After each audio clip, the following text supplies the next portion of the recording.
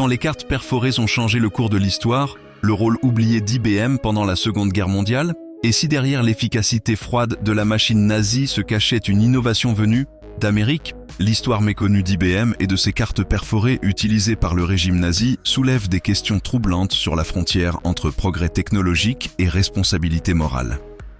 Découvrez comment l'informatique d'hier a servi des dessins que personne n'ose revendiquer aujourd'hui. Une révolution technologique au service du pire. À la fin des années 1920, IBM, dirigé par le visionnaire Thomas J. Watson, est en pleine ascension. Son produit phare, des machines à cartes perforées capables de traiter des volumes massifs de données, bien plus rapidement que n'importe quel humain.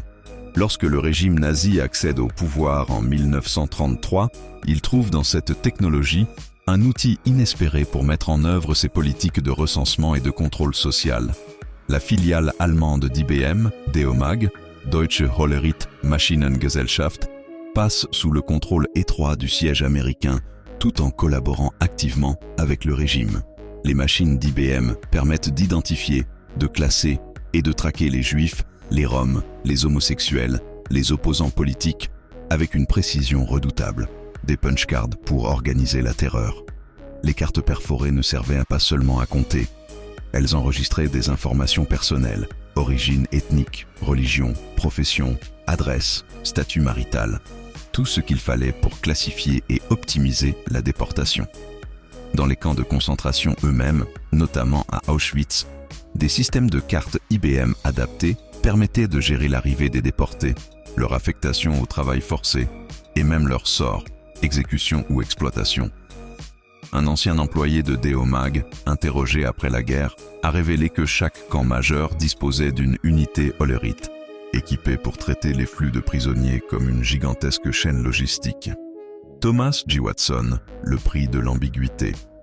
En 1937, dans un geste lourd de sens, Hitler décerne la médaille du mérite de l'aigle allemand à Thomas J. Watson pour service rendu au Reich.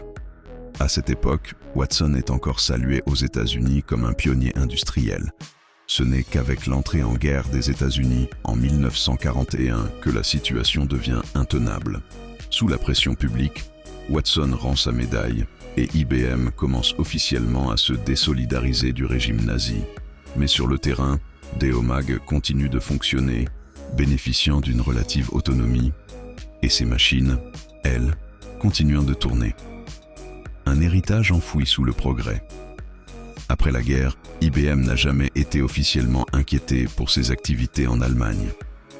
La rapidité de l'expansion informatique d'après-guerre et la montée en puissance de l'ère numérique ont largement effacé ces pages sombres de l'histoire. Ce n'est que dans les années 2000, grâce aux recherches minutieuses de journalistes et d'historiens, comme Edwin Black, IBM et l'Holocauste, que l'ampleur de la collaboration technologique est pleinement révélée. Quand l'efficacité devient une arme. L'histoire d'IBM durant la Seconde Guerre mondiale pose une question vertigineuse. À partir de quel moment l'outil cesse-t-il d'être neutre pour devenir complice? Dans un monde où la technologie avance plus vite que jamais, se souvenir de cette période nous rappelle que chaque innovation porte en elle une responsabilité éthique. Et si IBM n'était que le premier chapitre d'une saga industrielle bien plus vaste, ne manquez pas notre prochain article. Comment Coca-Cola a survécu sous le régime nazi, en créant Fanta,